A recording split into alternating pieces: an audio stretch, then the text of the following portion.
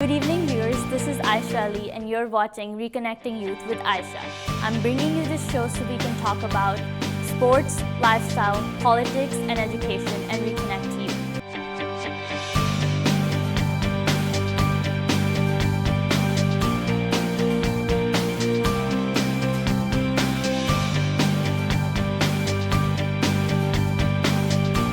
Good evening, everyone. Welcome to Reconnecting Youth with Ayesha. This is your host, Ayesha Lee, coming virtually to you during this pandemic.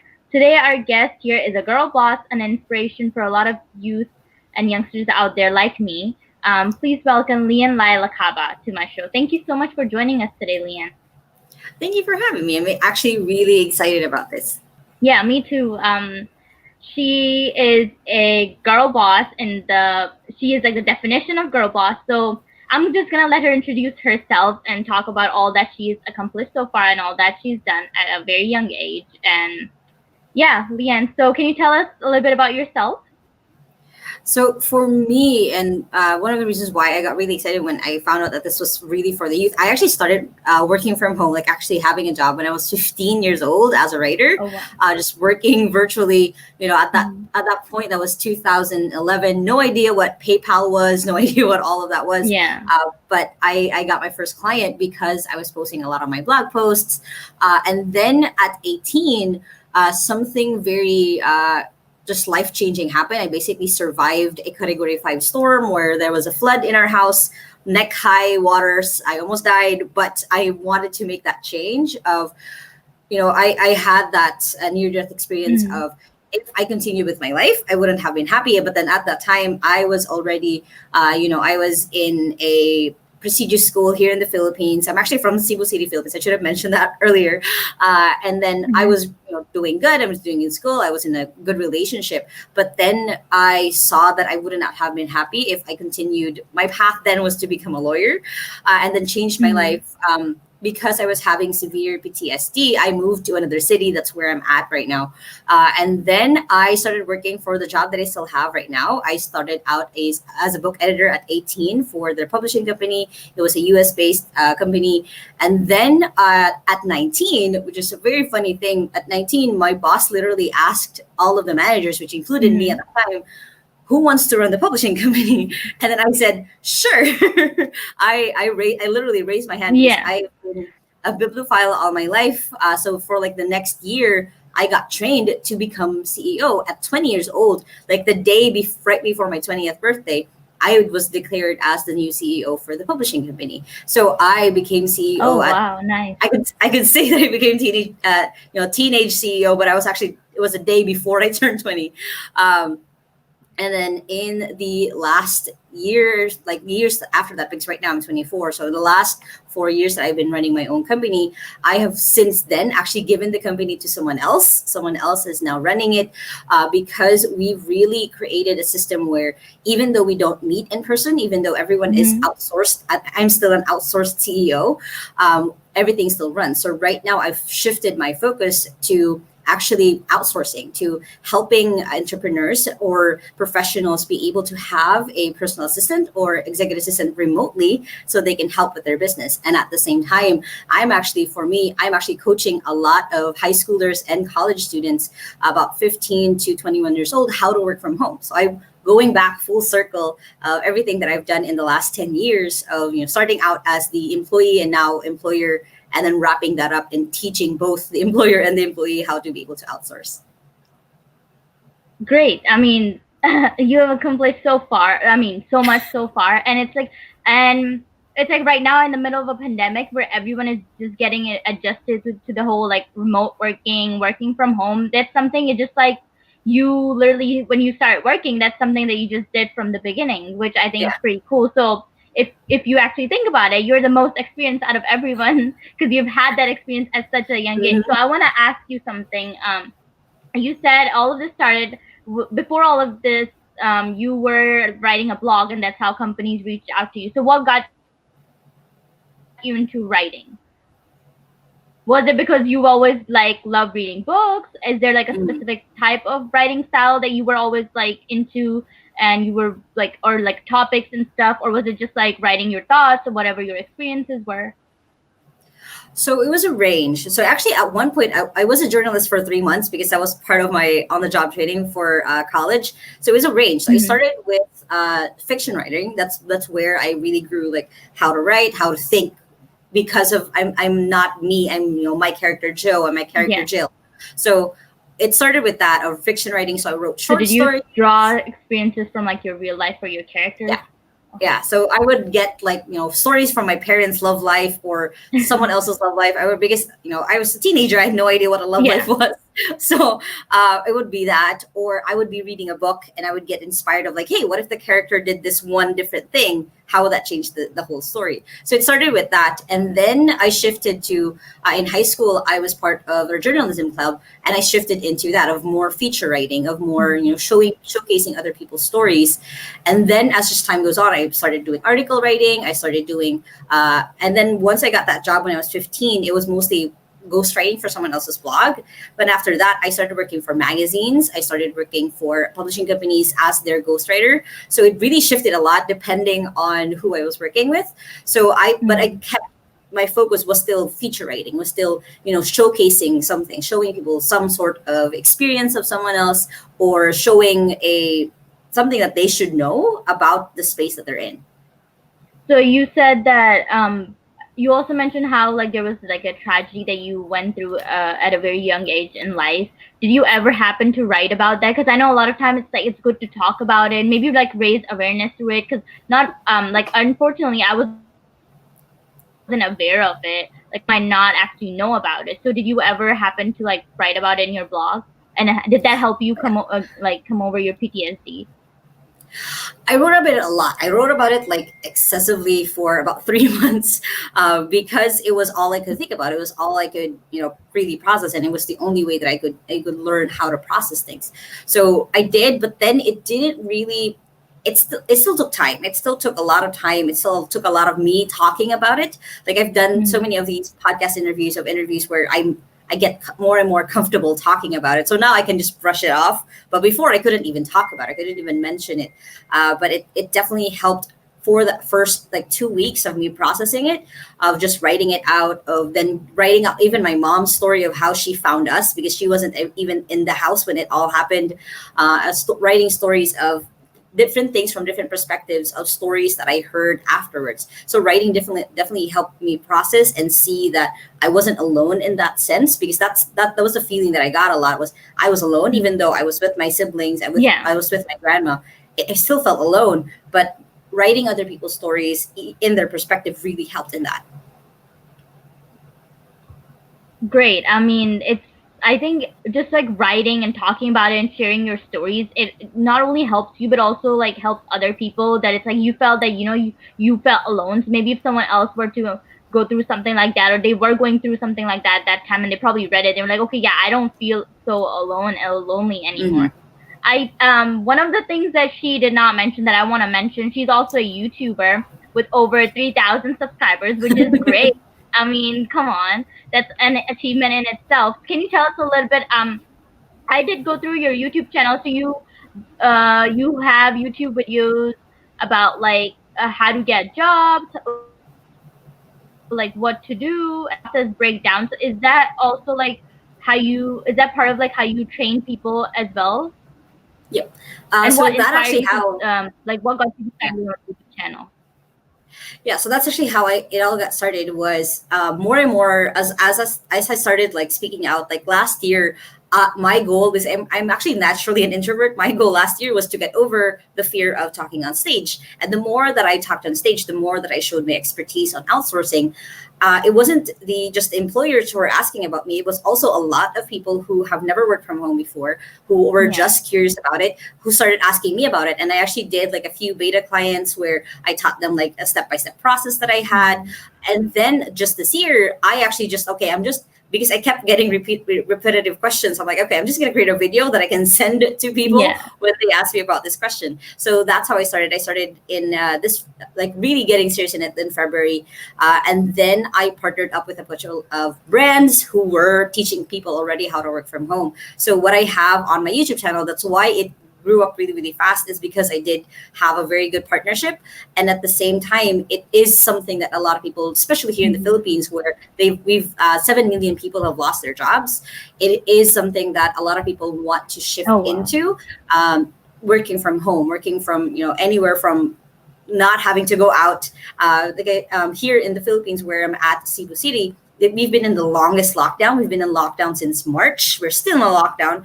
We're supposed to hear if we're going to lift the lockdown tomorrow or not. But it's, no one has a choice. No one has a choice to get out. No one has a Yeah. choice to find another physical job. They have to shift working from home. So for me, it was already a drive that I had. That's why I came up with the brand name that I have, which is called Virtual Ate. Ate means, in Tagalog, older sister, and that's been a role that I've had all my life. I've always been the eldest in all the cousins, eldest in all of my siblings. So that was a role that I naturally was able to go into, and I was already teaching entrepreneurs how to outsource anyway. Why not Mhm. teach people who are my people, who are people from the Philippines, how to be outsourced? I mean, that's great. So if like, because right now everyone's like into, I'm not into. It's not a trend. It's like a need of the hour, just like Yeah. remote working from home and stuff, remotely jobs. So if you could like, if I ask you like, what's 5 tips that you could think of at the top of your head, that you could give to people who are like, okay, how do you productively work from home, or like, how can you make it more effective, like for employers or people who are employees? How can we be more productive working from home? Because I feel like it's not just right now. Even after the pandemic, I feel like a lot of things, a lot of the way the jobs are, there'll be definitely a lot more work from home jobs. A lot of big companies, like I know Google has made it work from home for the employees until January 1. So it's gonna be a big change. There's gonna be definitely a lot more jobs working from home. So yeah, it's definitely gonna be a new industry of job industry in itself. So what are top 5 things that you could think on the top of your head?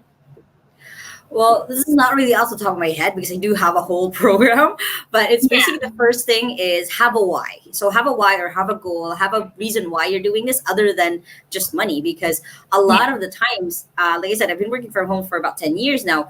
It's so hard to get out of bed. It's so hard to just, really start working. It can be so easy to just go back down and go back to sleep, or keep scrolling Facebook, or for me, even my temptation is just keep reading books and not work. So yeah, you have to have a goal that's bigger than you. Has to be a little bit bigger than your problem. So it could be, for my different students, it could be their goal is to help provide for their kids or for their family, or their goal is to start their own business someday. So I that's the first thing that I really focus on, is what is a dream that can help you charter even the roughest days, even the days where you don't want to do anything. That was the first thing. The second thing is to make sure that you have some sort of skill that you can now focus on, and your niche. So who you're serving. So the skills and niche. I always say, what are you doing online, and who are you doing it for? So it's focusing on getting that clarity right away, as much as you can. So for me, I was really lucky that I was already in love with writing, but then mhm, my niche was everywhere. I was doing some relationship advice. I was doing lifestyle. So I didn't have a focus. So when it came to me getting my next client, it was very scattered. Although honestly, that was good that I was able to like touch a different niches, yeah, so I can then focus on what I actually wanted. But then it was scattered when I was presenting my portfolio to whoever was going to be my next client. So it's really important that as much as you can, again, I do advise to go on to different niches, but once we pick one, you just narrow down and focus on it, and go for it, because then it's easier to get that next client and next client if you have your, I call it intro sentence of, I do scale mhm. for niche. That simple sentence of being having that Ha- clarity helps. Yeah, yeah. helps a lot. Have you? And Yeah, then I just wanna. I just want you to elaborate a little more on that. That's why. Sorry, I'm cutting you off. mm, Have you ever helped like people? Because I know you have your own through your virtual art, the coaching brand. Have you ever helped people like figure out what's their niche, or like what helped you figure out what's your niche that you want to like? Because it's like mm, there's so many more options right now nowadays. sure. It's like, what am I interested in? Even if I'm interested in, how do I know I'm actually going to be good at it? hmm So I do. Again, this is a whole program that I actually go into. But for picking your skill and niche, if you have no idea what your skill is at all, I usually just say try just being a virtual assistant, just doing admin stuff. Because when you're a virtual assistant, you get so exposed to a lot of different skills. You get exposed to a lot of different niches in that way already working for someone else. But if you already have some sort of skill that you already like doing, like graphic design. That's the main thing. A lot of people say, I have no idea what my skill is. I check their Instagram and they're doing a lot of really good graphics. I'm like, this is what you Yeah. should be doing. This is yeah. So right now, you might have skills that a lot of people are either asking you advice for, or a lot of people praise you for, or a lot of people say like, oh yeah, Leanne, the writer, even though you never gave yourself that label, but because other people see that value in you, you go with that skill. It's always going with what are you currently interested in, and what is something already that you want to do, and on picking your niche. You exactly what you said. There's like a wide range right now. Yeah. There's like niche, and then within that niche within a niche, and then it just goes down into a rabbit hole. So what I always recommend is literally start with what you like. So for example, let's say you are and this is going to be the easiest match, but let's say you're a video editor and you really like for me, I really like watching Sims 4 gaming videos. I like watching those in my pastime to relax. And then that would be what So I yeah, recommend. you could talk about gaming and stuff.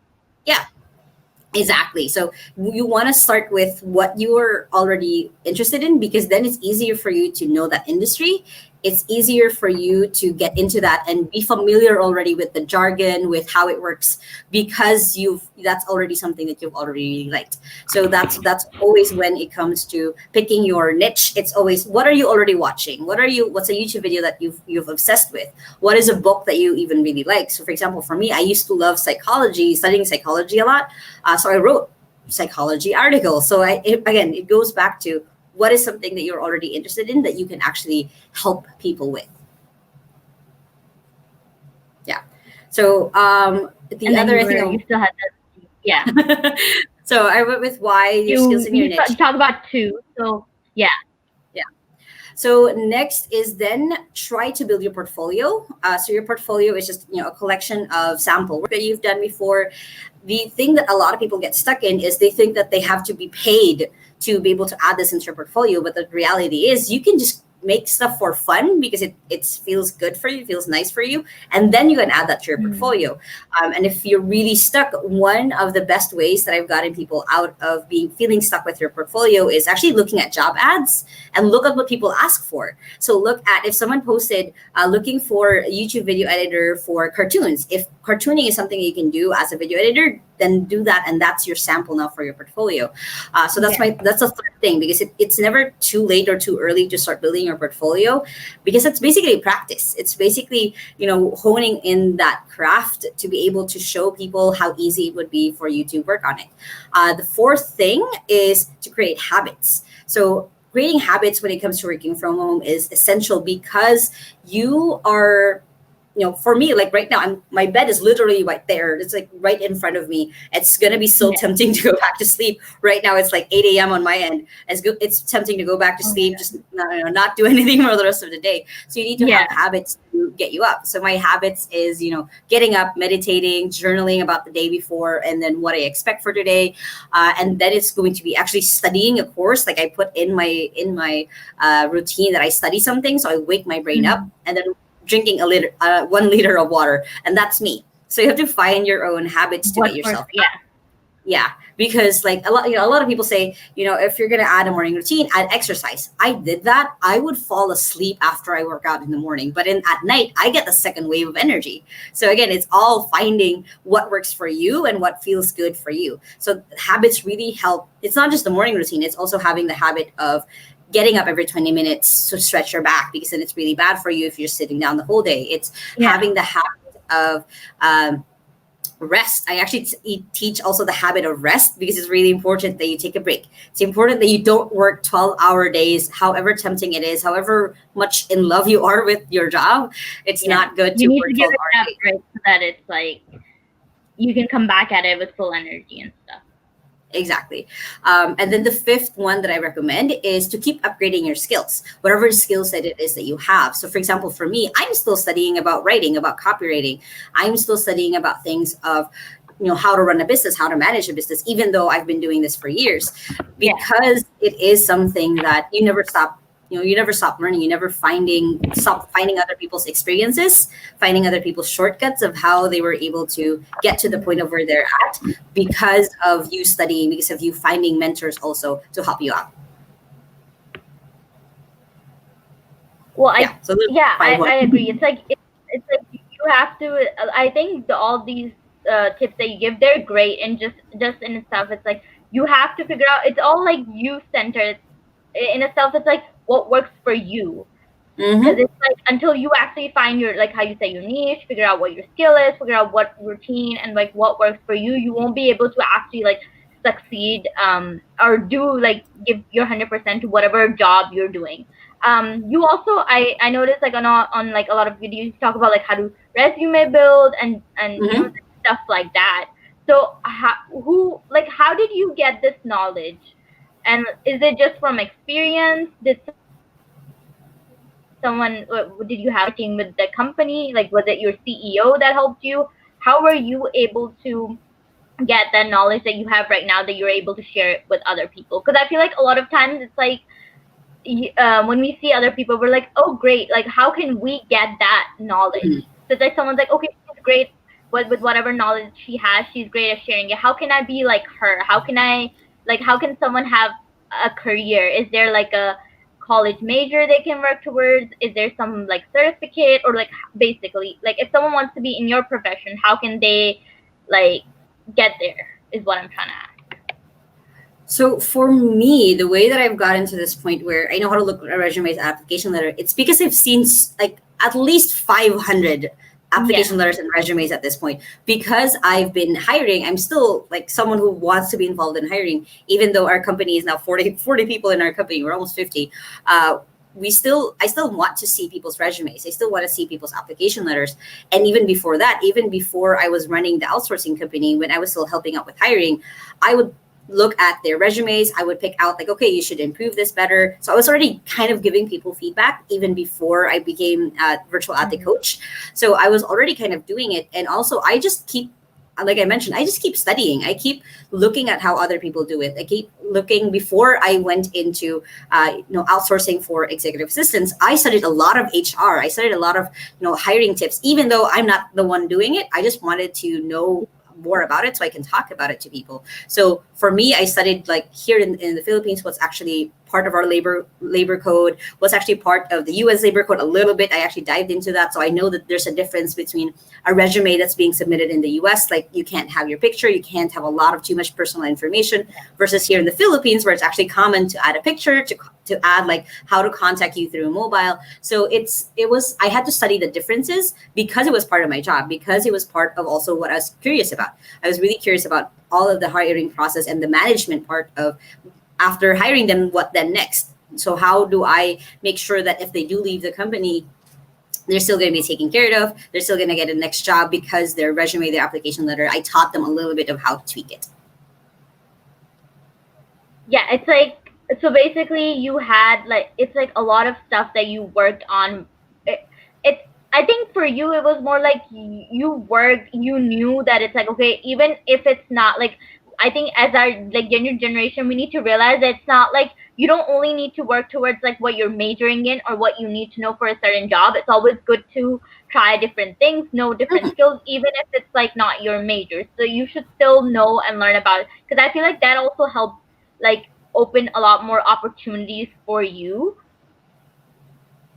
because you sought that knowledge. We should be seeking knowledge, whether it's related to whatever we're doing at the moment or not, because you never know what doors it could open for you. Oh yeah, it's So one end of the, yeah, no, go ahead, you can Oh go. yeah, I was gonna say it's all goes back to curiosity. Like I hired someone 2 months ago to become a copywriter. No idea, she had actually no idea how to become a copywriter. She graduated as a chemical engineer, which was very interesting for me. That then she wanted to Yeah. switch to copywriting. And in the last 2 months, I did train her to become a copywriter. She's now doing really good copywriting for a company. So it's all about what are you interested in? What is something that because you're in this situation, you want to learn, you want to dive into. And it's never, I always say this, but your degree is part of you, is part of your curiosity, but you're not bound by it. You can do other things. I started communication arts, and now I'm running an outsourcing business. So that's, it's all up to you Yeah. about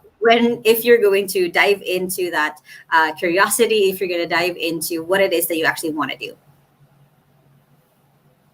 Okay. For the last part of our show, I always ask like people who are like either in the business or people who are just like starting out and stuff.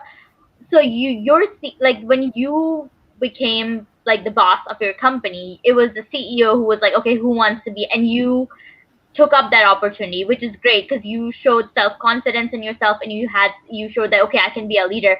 But at that time, it was your CEO who gave you that option.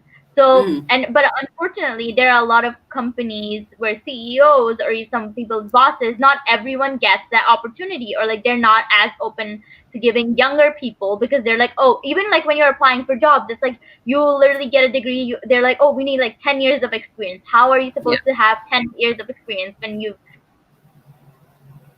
spent like getting that education? So it's like, it's unfair. So it's like, what would you give like an advice, not advice, but what would you say as a youngster and who was given this opportunity and someone who does a lot on like how to get jobs and works in an outsourcing business and stuff? Something, what would you like to say or to like the bosses and like the CEOs and people in position of power when it comes to like even HR? Because so it's like what should they be open more towards and what should they really actually focus on? Because for someone who just got out of college getting that degree, it's impossible for them to have that 10-year experience that they demand for. So a lot of it is just I've already kind of said this of diving into what you're curious about. It's diving into finding mentors. It's looking for YouTube videos that you actually really like going into, but it's also taking action. It's not enough that you are just studying. It's not enough that you are learning about all of these different skills. It also has to matter of you taking action, because that's what a lot of employers are looking for, is someone who's willing to take action. That's why for me, like when I came into this company, when we were hiring, I would hire college graduates because I knew that they were eager, because I knew that they wanted to take action. And more I found that the more experienced someone is, the less that they were willing to try something new. So I hired them for a different position. But if it was a position where I couldn't really define it yet, I would hire a lot of college graduates because they were still eager. You have to show that part, because then if you're willing to learn anything, if you're willing to dive into anything, it's going to be so much easier for you to get that job, because you're showing that you are willing to give more. You're not a robot, you're a human being Yeah. who's curious. You're a human being who is passionate about something. It doesn't have to be the thing that they want to hire you for, but you're passionate about something that you're willing to do, again, more than what is asked for, because the value of that, the value of giving more than you're paid for, comes back to you tenfold. And that's what happened to me. I always kept just giving value at any point. I asked when I was a book editor, when I became marketing, when I became CEO, when I now doing virtual ad, which is my own business. I'm still giving so much value that I'm paid for, because it does return tenfold afterwards.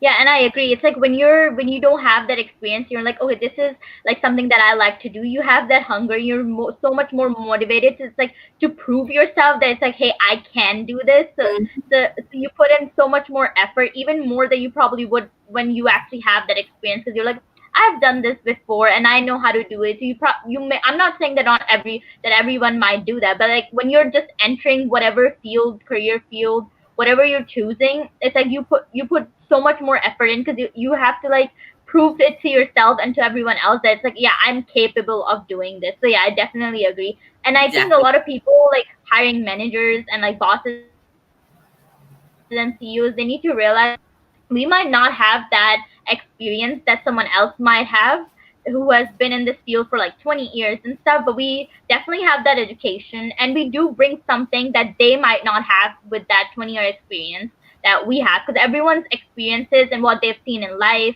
where like your story, my story, they're completely different. So but you do bring a lot more to the table than probably someone else do, and like and they should take that under consideration when it comes to like hiring.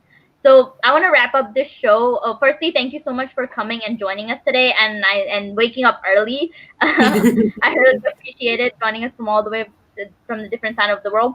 I want to wrap up with one message just quickly what you would like to give to the youth and all the bosses out there, not just girl bosses, anyone who wants to become their own boss, have their own company, or just like have a successful career, whatever they choose to go in. So it's always be curious. I've said this advice a lot of the time, which is basically just when you're curious about something, try to dive into it. It means something to you. It means something to like how it if it doesn't make you happy, stay curious of why does it make you happy, or if you find something that makes you happy, why am I happy about this. So for example, for me, like I was given that opportunity, or I raised my hand to get the opportunity to become CEO. But then when the time came where someone else was running the publishing company, and my boss was literally asking me, okay, what do you want to do now, I leaned into my curiosity of what it would look like if I ran a service business, because the publishing company was a product business. What if I ran a service business? I leaned into that, and now we've created this whole company where it is a service run business. So you have to stay curious to find what it is that feels good, find it is what it is that makes you happy, because a lot of the time it will lead you into the weirdest things that you probably would have never been able to discover or find because you didn't lean into that curiosity. So that's always my piece of advice for anyone who wants to get anywhere in life. You don't have to be right away successful, billion-dollar company. You start somewhere, but you start with your curiosity. You start with what it is that keeps you up at night, what it is that you like studying even when no one is looking at you. Yeah. So you talked. I know that I said this is the last thing, but I just wanna. Because you just mentioned something, and I want to quickly talk about that as well. So a lot of people, like I see around me, that it's like they're doing jobs, but they're unhappy. And I know you talked about like happiness and just like chasing curiosity and stuff. What would you like to say for those? It's like if you're unhappy and why should they take that risk and do something and find a job or go into a career with, like, they might already have a career and a great job, but they're not, and it's paying well, but they're not happy because they want to do something else. So what would you say, like, to motivate them and encourage them to take that risk, because they are probably not taking because it's too dangerous, and they already have this comfortable life that they've built for themselves and their family. It's just the thought that your unhappiness is actually costing you more than you're earning. That's just the main thing. Is if you're unhappy with your job, if you're unhappy with where your life is at, that's costing you more. Even if you're earning like $100,000 a month, it's still costing you, because it's not something that it'll stress you out, it'll make you sick, it'll make you feel bad about yourself. There's a lot of cost to it of still staying in something where you're unhappy. You want to take the risk, because then the upside is just bigger, the upside of it. So remember, my story is I had to go through a near left life death experience at 18 years old to realize that I would not have been happy being a lawyer before I even became a lawyer. So Yeah. that was me. I changed my trajectory. So as someone who has been at the edge of life, it's something where I had to realize that if I was unhappy, I don't know, I'd be paid like $1 million a month, but I still would not have stayed in a certain job. Like right now, I'm being paid comfortably. It's not definitely something that is a lot of people could brag about. But for me, I'm really happy in what I do. I'm really happy. My boss could not pay me anything, and I would still keep doing my job as long as I Yeah. have like money for food or like some Yeah. allowance for food. But I would still be happy. I would still be good. So just keeping that in mind, again, that your unhappiness is actually costing you more than however much the world is paying you. And I think that's like the perfect note to end this on. That it's like if you don't, when you wake up in the morning, if whatever you're doing, it's not giving you to that drive to get out of bed, and when you're getting back and when you're going to sleep at night, and if you're not happy and satisfied, it doesn't mean you don't have to be happy all the time. Like, yeah, there are days when you're tired, and it's like I don't want to do it. I can't wait to like just finish and get it over with. But just overall happiness, if your whatever career you're in, if it's not giving you that satisfaction, I would say, more than happiness, because you can't be no one is happy all the time. There will be times when you'll be Oh yeah. happy, when you'll be sad. But if you're not satisfied and content when you sleep at night, and you don't have that drive and motivation to get up, whether it's like working from home or going to your work, then I think you need to like rethink a lot of things in your life and take a step back and see, okay, why am I not content, what's going on, and just like reevaluate a lot of things and actually dive into. And like how she said that it's like she had a near death experience that made her realize that this might not be my career. So I think we all can take a little slight, like, it's not, that's not, when we talk about risk, we don't mean that it's like, yeah, just quit your job and in one, like, just wake up one day, quit your job and, like, go out Yeah. and just, okay, what am I gonna do? No, there is steps to it. Where our purpose is not to tell you just wake up one day and just be like, okay, I'm done with my job.